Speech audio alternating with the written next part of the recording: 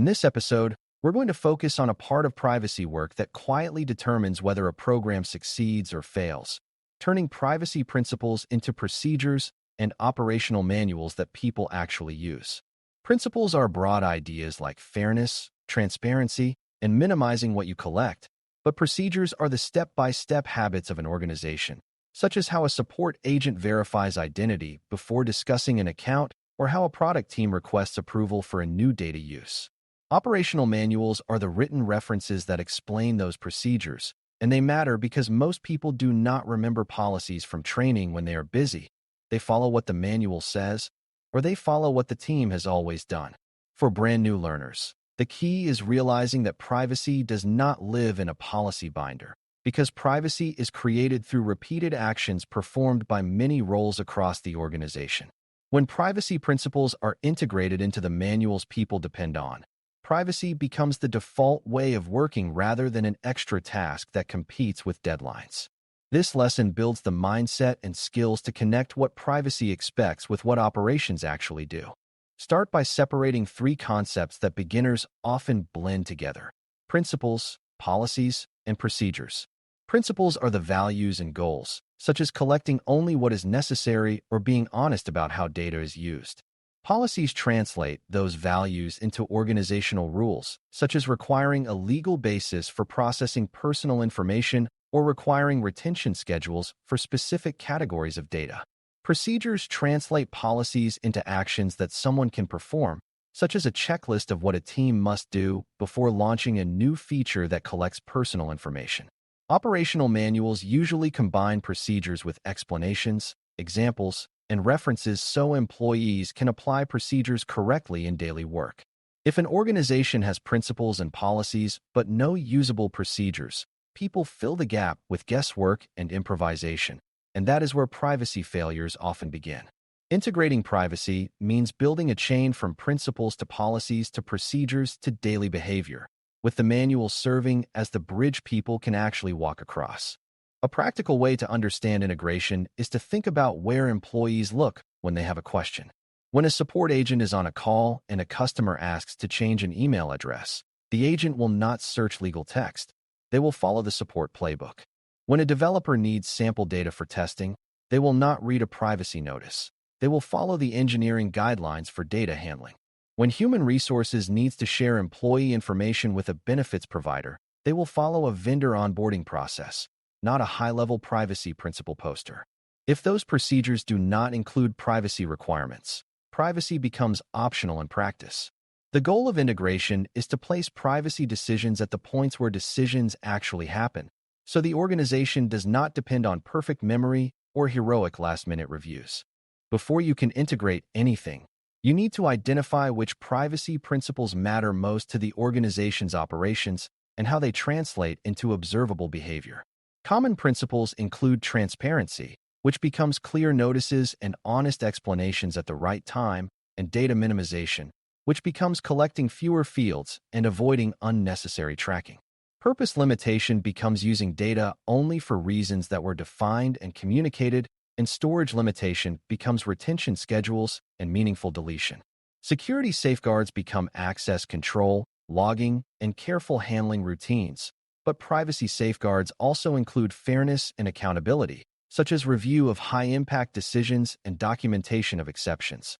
For beginners, it helps to ask a simple question. If this principle were truly followed, what would people do differently tomorrow?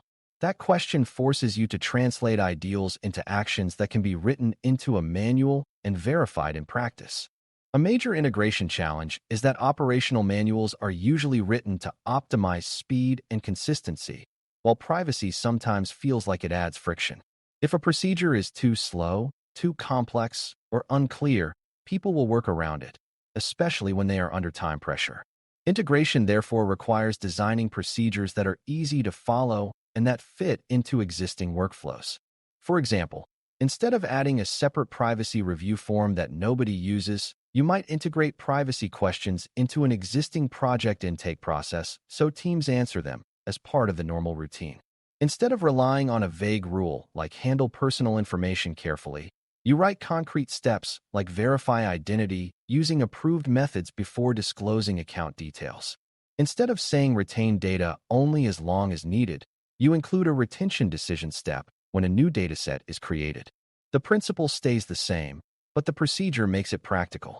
It is also important to understand that procedures and manuals need to speak the language of the role that will use them.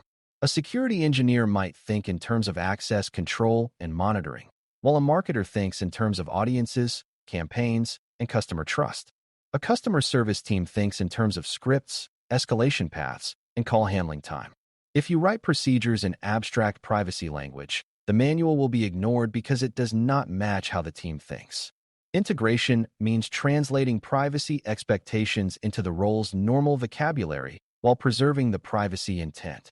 That is why collaboration matters, because the privacy team may know the principles, but operational teams know where decisions occur and what constraints exist. When procedures are written with the team's reality in mind, compliance rises naturally because the procedure feels like help, not like punishment.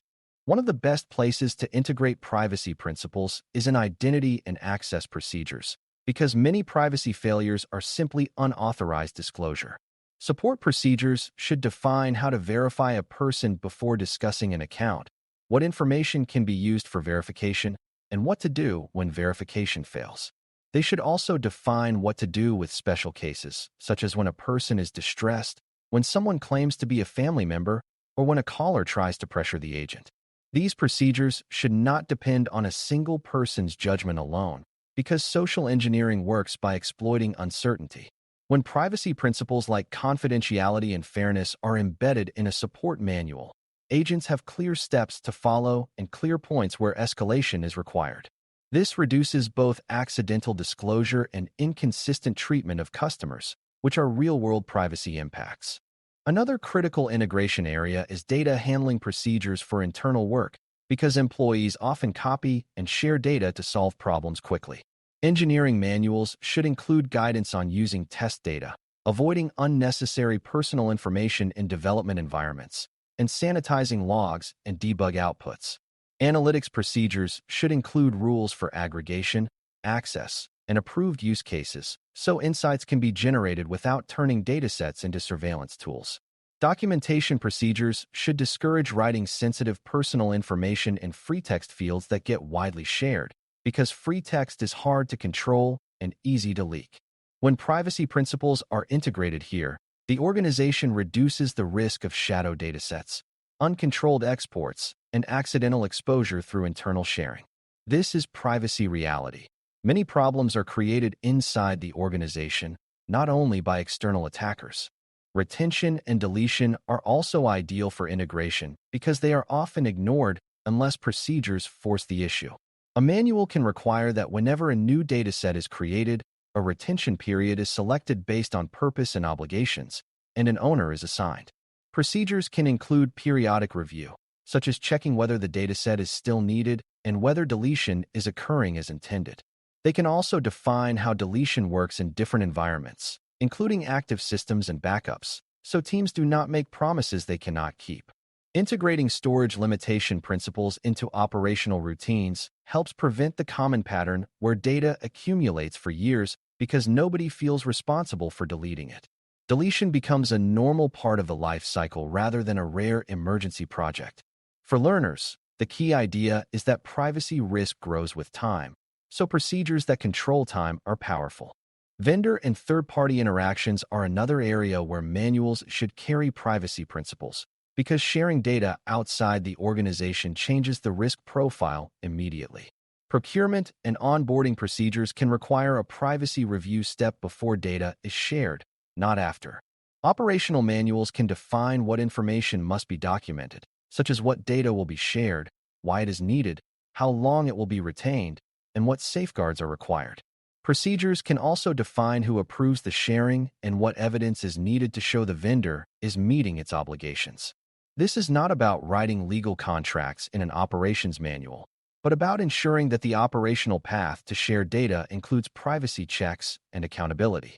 When privacy principles like accountability and purpose limitation are integrated here, the organization is less likely to discover too late that a vendor is using data in unexpected ways.